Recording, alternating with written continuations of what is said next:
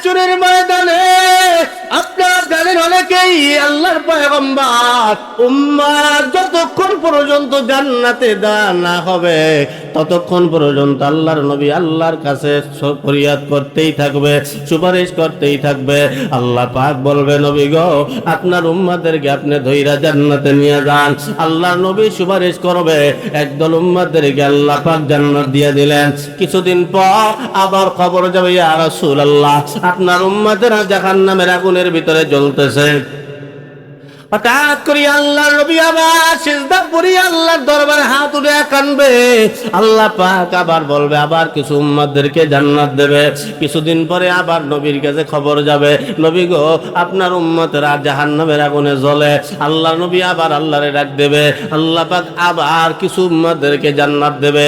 এভাবে 5 বার 7 বার আল্লাহর নবী আল্লাহর কাছে ফরিয়াদ করবে, আল্লাহ গো, আমার উম্মত এখনো জাহান্নামে জ্বলে। আল্লাহ পাক বলবে, নবী গো, আপনার উম্মতদেরকে আর কিছু বলার দরকার নাই, একবারে আপনার যত উম্মতেরা কালেমা পড়ছে আপনি তাদেরকে দইরা জান্নাতে নিয়ে যান। এটা হলো মহব্বতের বহির্প্রকাশ, মহব্বতের বহির্প্রকাশ।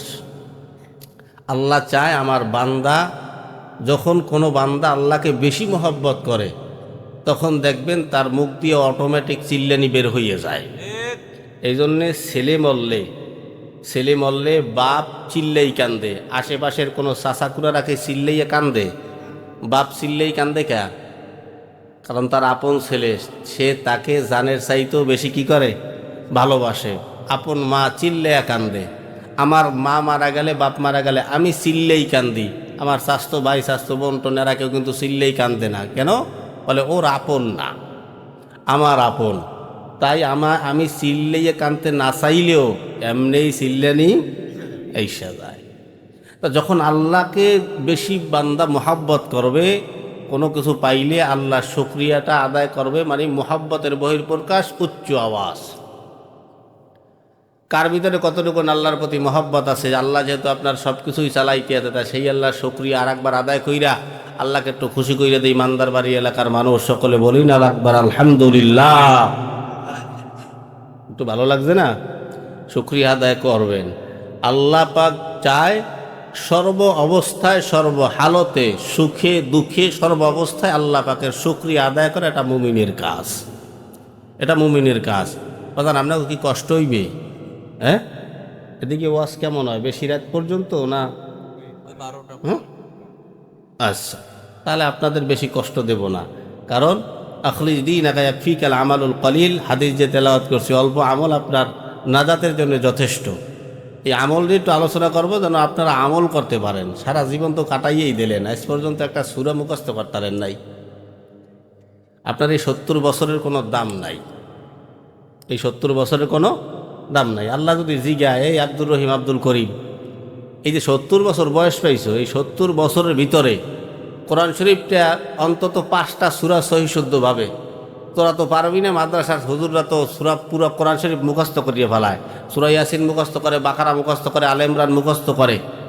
তাই তোমরা তো পারবা না, তাই তোমাদের জন্য আমি ছোট ছোট সূরা দিয়েছি, সূরা নাস, সূরা ফালাক, সূরা কুল হুয়াল্লাহ, সূরা কাউসার, যেন তোমরা অতি তাড়াতাড়ি অল্পতে মুখস্থ কইলে তোমরা যেন 5 ওয়াক্ত নামাজ সহি শুদ্ধভাবে অন্তত 4 রাকাত নামাজ তোমরা পড়তে পারো।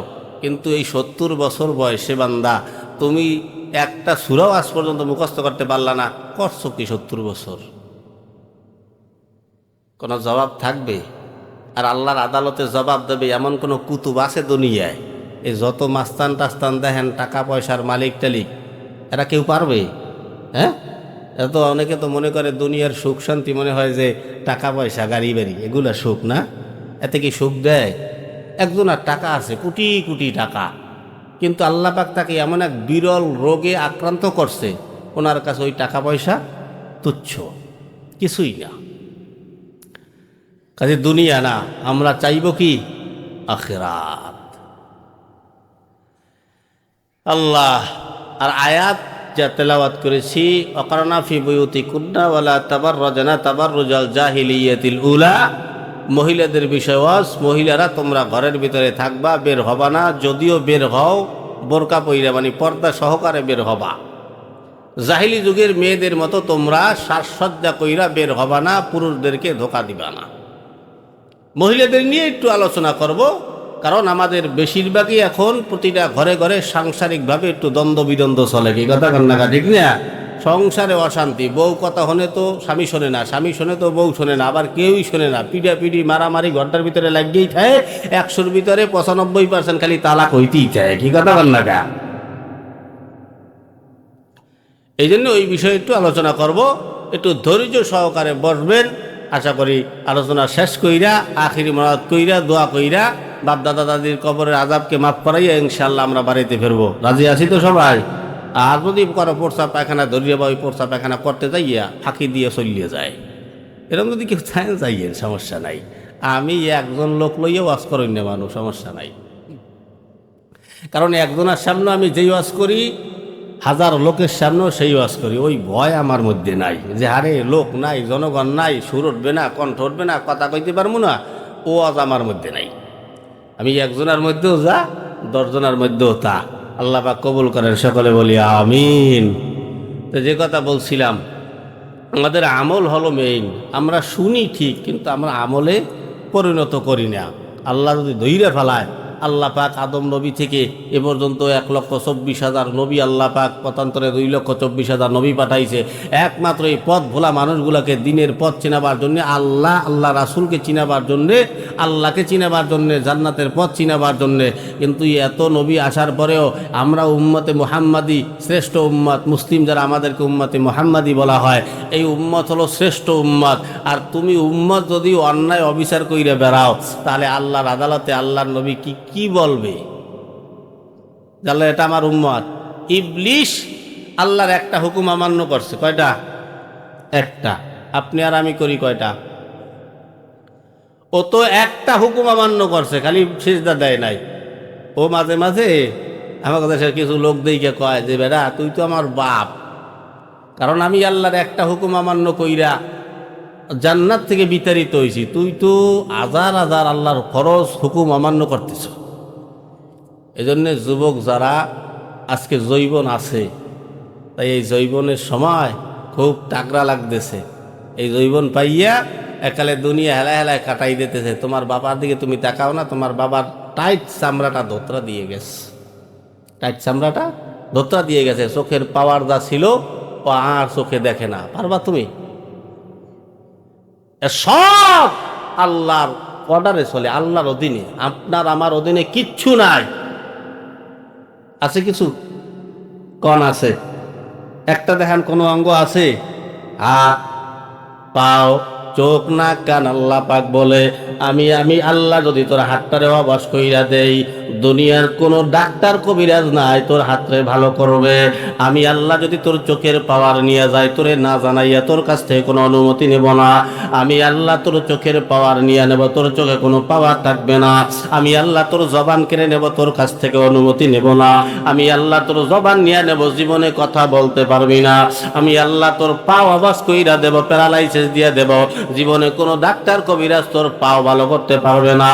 আমি আল্লাহর হুকুমে সব চলে বান্দা, আমি আল্লাহর উপর দিয়ে বড়াই করলে চলবে না।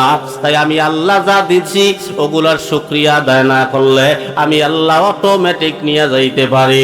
ও মুসলমান, আল্লাহ নিতে পারে, কেন নেয় না? যুবক, তোমার চোখের পাওয়ার কেন নেয় না? রাত্রিবেলা অন্য মেয়েদের সাথে জেনা করতে যাও, চুরি করতে যাও, ডাকাতি করতে যাও, পরের বাড়ি যাও চুরি করার জন্য, পরের বাড়ির মহিলাকে ইজ্জত নষ্ট করতে যাও। আল্লাহ পাক বলে আমি ওই সময় তোরে ধ্বংস কইরা দিতে পারি।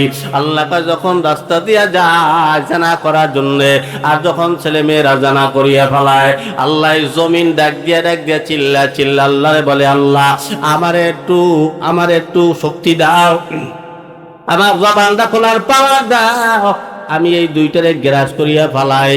ও মুসলমান, আল্লাহর পয়গম্বর যেদিন চিরতরে দুনিয়া থেকে বিদায় হবেন, জিবরাইল আমিন এসে আল্লাহর নবীর কাছে হাজির হয়ে গেল। জিবরাইল আইসা দেখে দো জাহানের সর্দার মুহাম্মদুর রাসূলুল্লাহ সাল্লাল্লাহু আলাইহি ওয়াসাল্লাম দুইটা চোখ বেবে নবীর পানি বেবে পরে বিছানার উপরে পড়তেছে। জিবরাইল আইসা ডাক দেয়, পয়গম্বর আপনি কেন কাঁদেন? আপনার কি মরণের ভয় কাঁদতেছেন? বলে না, মরণের ভয় তো আমি কান্দি না, দুনিয়ার মায়া ছাড়তে মনে চায় না তাই কান্দেন। বলে না, তাহলে কেন কান্দেন? আপনি ফাতিমার জন্য মায়া লাগতেছে? বলে না, সেজন্য কান্দেন। বলে না, হাসান হোসেনের জন্য মায়া লাগে? বলে না, সেজন্যও কান্দি না। সাহাবীদের জন্য মায়া লাগে সেজন্য কান্দেন? বলে না, কেন কান্দেন নবী গো? এবার আল্লাহর পয়গম্বর জিবরাইল ডাইকে বলে, জিবরাইল আমি কান্দি আমার গুনাহগার উম্মতের জন্য। সুবহানাল্লাহ, এমন নবী কই পাবা যুবক, যেই নবী দুনিয়াতে বেঁচে থেকেও কান্দে কান্দে গেছে, এখনো মদিনায় শুয়া শুয়া তোমার আমার জন্য কাঁদতেছে। ও জিবরাইল, আল্লাহর কাছে গিয়া জিজ্ঞেস করো আমি কি জন্য কান্দি শুই না? আমার এই গুনাহগার উম্মত গুলার জন্য আমি যাওয়ার আগে কিছু ওয়াদা আল্লাহরে দিয়ে করাইতে চাই। কি এমন ওয়াদা?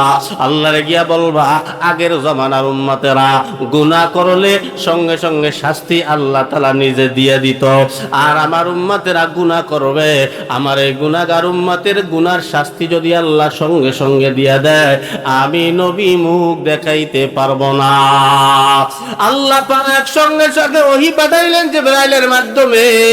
আল্লাহর পয়গম্বর, আল্লাহ পাক আপনার উম্মতের বিকৃতি করবে না চেহারা, আল্লাহ পাক এটা মওকুফ কইরা দিয়েছে, মাফ কইরা দিয়েছে। আগের জমানার উম্মতের মতো গুনাহ করার সঙ্গে সঙ্গে আল্লাহ শাস্তি দিবেন না।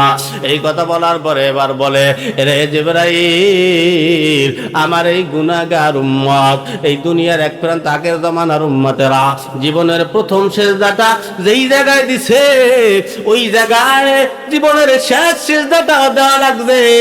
আমার উম্মতেরা দেশ-বিদেশ সফর করবে, আমার উম্মতেরা ব্যবসা বাণিজ্যের জন্য এক দেশ ছাইরা আর এক দেশে যাবে, কাজে আমার উম্মতেরা এক জায়গায় সিজদা দেওয়া তাদের জন্য সম্ভব হবে না। কি করা লাগবে?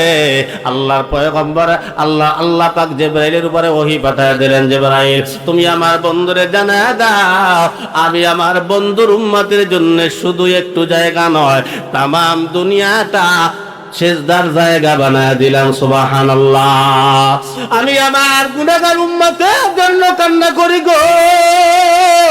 ও জিবরাইল, আমি মারা যাওয়ার পর আমার এই গুনাহগার উম্মতের দায়িত্বভার কে নিবে? আল্লাহ পাক আবার জিবরাইলের মাধ্যমে বললেন, আরে জিবরাইল, আমার বন্ধুরে জানায় দাও, আমি আমার বন্ধু মারা যাওয়ার পর আমি স্বয়ং আল্লাহ আমার বন্ধুর গুনাহগার উম্মতের দায়িত্ব নিয়ে নিলাম। সুবহানাল্লাহ, এ হলো আমাদের নবী। কোন সাধনে পাইব তোমায় গো নবীজি, কোন সাধনে পাইব তোমায়, কোন সাধনে পাইব তোমায় গো নবীজি, কোন সাধনে পাইব তোমায়। চিল্লা বলা যাবে কি মারহাবা? বলবো নবী মাতৃ গর্ভে আসিয়া পিতা হারা হইয়া এতিম রূপে আসলেন ধরায় গো নবীজি, এতিম রূপে আসলেন ধরায়, কোন সাধনে পাইব তোমায় গো নবীজি, কোন সাধনে পাইব তোমায়। নবীর সকল মুজিজা দেইখা বিবি খাদিজা জীবন জৈবন সইপা দিলেন পায় গো নবীজি, জীবন জৈবন সইপা দিলেন পায়। কোন সাধনে পাইব তোমায় গো নবীজি, কোন সাধনে পাইব তোমায়। চিল্লা বলা যাবে কি মারহাবা। নবী আমার এখানে দোকান আচরের ময়দানে আপনারা জানেন অনেকেই আল্লাহর পয়গম্বর উম্মাত যতক্ষণ পর্যন্ত জান্নাতে না হবে ততক্ষণ পর্যন্ত আল্লাহর নবী আল্লাহর কাছে ফরিয়াদ করতেই থাকবে, সুপারিশ করতেই থাকবে। আল্লাহ পাক বলবে নবী গো আপনার উম্মাদেরকে আপনি ধইরা জান্নাতে নিয়ে যান। আল্লাহর নবী সুপারিশ করবে, একদল উম্মাদেরকে আল্লাহ পাক জান্নাত দিয়ে দিলেন। কিছুদিন পর আবার খবর যাবে ইয়া রাসূলুল্লাহ আপনার উম্মাদেরা জাহান্নামের আগুনের ভিতরে জ্বলতেছে। হঠাৎ করে আল্লাহর নবী আবার সিজদা পড়ে আল্লাহর দরবারে হাত উঠে কাঁদবে। আল্লাহ পাক আবার বলবে আবার কিছু উম্মতদেরকে জান্নাত দেবে। কিছুদিন পরে আবার নবীর কাছে খবর যাবে নবী গো আপনার উম্মতেরা জাহান্নামের আগুনে জ্বলে। আল্লাহ নবী আবার আল্লাহরে ডাক দেবে, আল্লাহ পাক আবার কিছু উম্মতদেরকে জান্নাত দেবে। এভাবে 5 বার 7 বার আল্লাহর নবী আল্লাহর কাছে ফরিয়াদ করবে, আল্লাহ গো আমার উম্মত এখনো জাহান্নামে জ্বলে। আল্লাহ পাক বলবে নবী গো আপনার উম্মতদেরকে আর কিছু বলার দরকার নাই, একবারে আপনার যত উম্মতেরা কালেমা পড়ছে আপনি তাদেরকে দইরা জান্নাতে নিয়ে যান। আল্লাহর নবী তাদেরকে জান্নাতে নিয়ে গেলেন। হঠাৎ কিছুদিন পর আবার আল্লাহর নবীর কানে খবর আসলো নবী গো আপনার উম্মতেরা কিছু উম্মত এখনো জাহান্নামের আগুনে জ্বলে। আল্লাহর নবী আবার 2টা চোখের পানি ছাইরা আল্লাহর আদালতে হাত দুখানা বাড়া দিয়ে বলবে আল্লাহ এটা তো কথা ছিল না। আল্লাহ পাক তখন লজ্জায় পইরা আল্লাহর নবীরে ডাক দিয়া বলবে নবী গো আপনার উম্মতের মধ্যে সরিষা দানা পরিমাণ যে উম্মতের অন্তরের ভিতরে ঈমান ছিল আল্লাহর নবীকে আপনি তাদেরকে ধইরা ধইরা জান্নাত থেকে জাহান্নাম থেকে জান্নাতে নিয়ে যান। সুবহানাল্লাহ। ক্ষান্ত হবে না, সমস্ত উম্মত জান্নাতে না নেওয়া পর্যন্ত আল্লাহর নবী ক্ষান্ত হবে না। আর আজকে সেই নবীর আদর্শ, সেই নবীর আদর্শের বয়ান করা যায় না। সেই নবীর আদর্শ কি ছিল? খালি মসজিদে পড়িয়ে থাকা, মাদ্রাসায় পড়িয়ে থাকা ছিল এগুলা, না দেশও চালাইছে? কথা কয় না। হুজুররা স্টেজে বইয়ে দেশ দুনিয়ার কথা কইলে আপনাকে কোরআন হাদিস দিয়ে বুঝাইলে হেকালে কিল্লি গিয়া উঠতে বাধা দেন। বাধা দেয় না, একদম বাধা দেয় যে কবরের ওয়াজ করেন। কবরের ওয়াজ কি করবো? কবরের ওয়াজ জানো? হ্যাঁ, কবরে গেলে কি জিগাইবি? তোমার রব্বুকা আমার দিন মুখস্থ না প্রশ্ন ফজরের পর তো আমল করা হয়। রদিতু বিল্লাহি রব্বা ওয়া বিল ইসলামি দীনা, এগুলো আমল করা হয় না, মুখস্থ হয়ে গেছে। হুজুর কবরে যাইয়ে ফেরেশতারা খালি জিগাইবে, টাস টাস করে কই দেব, এত সোজা। ওখানে গেলে সব বাইরেইবে, কিচ্ছু বুঝবা না। কয় কি ফেরেশতা দেখলেই তো তোমার কাম সারা, তোমার সুয়াল জবাব জিগাইবে কোন সময়। এই মায়ার নবী এখনো মদিনায় শুয়ে শুয়ে ঘুমায়। এখনো পর্যন্ত আল্লাহ আজি সাহেব আছেন 2-1 এত বড় মাঠে নাই আজি সাহেব কো একটু আজদা গান দেই আসলে একজন আজি সাহেব আছে। আমার জন্য দোয়া করবেন, আজি সাহেবকে দোয়া আল্লাহ পাক কবুল করে। হজ করলে আল্লাহ পাক ওই বান্দাকে নিষ্পাপ শিশু মায়ের গর্ভের থেকে যেমন নিষ্পাপ হইয়া বের হয়, বলে একজন হজ করলে আল্লাহ পাক ওই বান্দাকে ওরকম নিষ্পাপ বানায় দেয়। এই জন্য হজ কইরা আইসা উল্টো পাল্টা কাজ করে না। আমাদের দেশে বহুত আজি আছে হজ কইরা ইয়ে সুদ খায়, আছে না নাই? হজ করে ইয়ে ঘুষ খায়, হজ করে ইয়ে পরের জমি ঠকায়, হজ করে ইয়ে ভাইয়ের সঙ্গে দ্বন্দ্ব করে, ভাইয়ের জমি ঠকাই খায়, হজ করে ইয়ে বুইনেরে ঠকাই দেয়, হজ করে আইসা যত কাকাম কুকাম সে করিয়ে বেড়ায়, দাড়ি কাটতে বেড়ায়। কি এরকম একজন হাজি সাহেব আছে না নাই? তো নবী তো কান দে ওখানে বৈশা, নবীর দাড়ি বাছাই ফোজ দেন। এই একটাই গুনাহ আছে, যেই গুনাহটা অল টাইম হয়, সেটা হলো এই দাড়ি কাটা। নবীর মনে কষ্ট দাও, চলো নবীজির জান্নাতে মদিনাতে যাই, চলো নবীজির জান্নাতে মদিনাতে যাই। নবীজির উম্মতের, নবীজির উম্মতের কোনো চিন্তা নাই, চলো নবীজির জান্নাতে মদিনাতে যাই, চলো নবীজির জান্নাতে মদিনাতে যাই। জোরে বলা যাবে কি মারা খাওয়া? নবীর মনে কষ্ট দেয়। এখন কেন দেয় যুবকরা জানেন? দুইটা কারণে আমাদের দেশের যুবকেরা ধ্বংস। এক নাম্বার কারণ হলো মোবাইল, দুই নাম্বার কারণ হলো বেপরদা মহিলাদের কারণে। ঠিক কিনা? মোবাইল পাইয়া যুবক আজকে দুনিয়ার হালচাল ভুলে গেল। মোবাইলের খবর তুমি জানো না। বেশি রাত পর্যন্ত মোবাইল দেখলে দুনিয়া ধ্বংস হয়, আখিরাত ধ্বংস হয়, মাথার ব্রেন নষ্ট হয়, শরীরের স্বাস্থ্য নষ্ট হয়, শরীরের অক্সিজেন নষ্ট হইয়া যায়, গার দিয়ে অক্সিজেন বের হয়, মোবাইলের কারণে বের হইতে পারে না। আজকে তুমি মোবাইল পাইয়া কত রকমের খারাপ ভিডিও দেখা যুবক গেছে নষ্ট হইয়া। আজকে মোবাইল পাইছে, মোবাইলের মাধ্যমে মেসেজ দিয়া একজন পুরুষ 10 জন নারীকে ধ্বংস করিয়া ফেলায়। আবার একজন মাইয়া কইয়া ফেসবুক আইডি কইলা 10টা পুরুষের সাথে প্রেম করিয়া 10টা পুরুষের জীবন ধ্বংস করিয়া ফেলায়। ঠিক কিনা? মোবাইলে খাইছে জামানা, মোবাইলে খাইছে। ঠিক না? ওরে অল্প বয়সের পোলা মাইয়া প্রেমে জড়াইছে জামানা, মোবাইলে খাইছে জামানা, মোবাইলে খাইছে। ঠিক না? রেডিও থুইয়া ট্যাব আইলো, ট্যাব থুইয়া টিভি, টিভি থুইয়া মোবাইল আইলো, যা খুশি তা পাবি।